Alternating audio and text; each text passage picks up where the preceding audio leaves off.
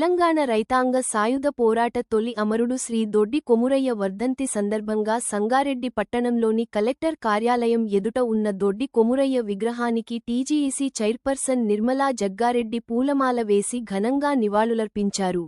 ఈ కార్యక్రమంలో నియోజకవర్గ కన్వీనర్ ఆంజనేయులు, టీపీసీసీ ప్రధాన కార్యదర్శి తోపాజీ అనంత కిషన్, సంగారెడ్డి మున్సిపల్ చైర్పర్సన్ కూన వనిత సంతోష్, బ్లాక్ కాంగ్రెస్ అధ్యక్షుడు జార్జ్ మాథ్యూస్, సీనియర్ నాయకులు రఘుగౌడ్, సంగారెడ్డి పట్టణ కాంగ్రెస్ అధ్యక్షుడు కిరణ్ గౌడ్, కౌన్సిలర్లు వంశీ, శైలేష్, మహేష్, శ్రీశైలం, రాజు గౌడ్, రమేష్, కాంగ్రెస్ పార్టీ నాయకులు, ప్రజాప్రతినిధులు, కార్యకర్తలు తదితరులు పాల్గొన్నారు.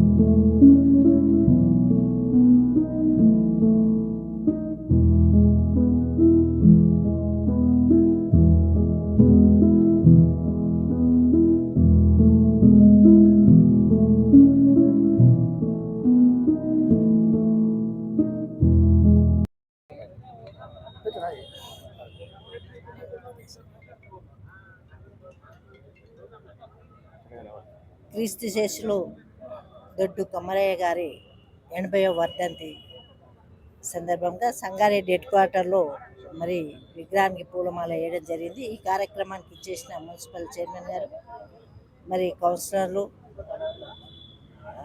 అనంత కిషన్ గారు, చెర్యాల ఆంజనేయులు గారు, జార్జ్, మరి వివిధ హోదాలో ఉన్న ప్రతి ఒక్కరు కూడా, మరి అట్లాగే ఎన్జిఓస్ కూడా రావడం జరిగింది. అది పేరు పేరున నమస్కరిస్తూ, మరి దొడ్డు కొమరయ్య అనే వ్యక్తి సాయుధ పోరాటంలో ప్రథమ వీరుడు. మనకు అప్పుడు తెలంగాణలో ఎట్టి చాకిరిగా ఉండేవాళ్ళం. భూమి కానీ భుక్తి కానీ ఏమీ ఉండేది కాదు. భయంతో మరి జీవించే రోజుల్లో దొడ్డు కొమరయ్య గారు ఏది ఏమైనా మన తెలంగాణలో కూడా పౌరుషంగా బతకాలి అనే ఉద్దేశంతో మరి ఆయన ఈ పోరాటం తెలంగాణ కోసం ఆ రోజుల్లోనే పోరాటం చేయడం జరిగింది. ఏది చెయ్యాలి అని అంటే జీవన ఆధారం కోసము భూమి కావాలి, స్వేచ్ఛగా ఉండాలి, ఒకరి భయపడి. అప్పుడు నైజాం పరిపాలించే రోజుల్లో చాలా ఇబ్బందిగా ఉండే. బయటికి రావాలన్నా హిందువులంటేనే ఒక రకమైన భయాందోళనతో బతికే రోజులు. కాబట్టి ఆయన త్యాగం చేసి, ఆయన పోరాటం చేసి ఈరోజు మనం ఈ విధంగా ఉన్నామంటే దొడ్డు కొమరయ్య గారి చేసిన త్యాగ ఫలమే. ఈరోజు ఈ కృషితో మనం సంతోషంగా తెలంగాణ సాధించుకున్నాం. తెలంగాణలో మనం మరి జీవిస్తున్నామంటే ఆయన కృషి. కాబట్టి ప్రతి ఒక్కరం కూడా ఆయనను స్ఫూర్తిదాయకాన్ని తీసుకొని ఇంకా కూడా మన తెలంగాణ రాష్ట్ర అభివృద్ధికి తీసుకెళ్ళాలి. అందరికి కూడా మరి అన్ని రంగాల్లో అన్నింటిలో కూడా మరి ప్రోత్సహిస్తూ ముందుకెళ్ళే విధంగా ప్రతి ఒక్కరు కూడా ఆయనను గుర్తించుకుంటూ ముందుకెళ్ళాలని తెలియజేసుకుంటూ సెలవు తీసుకుంటున్నాను.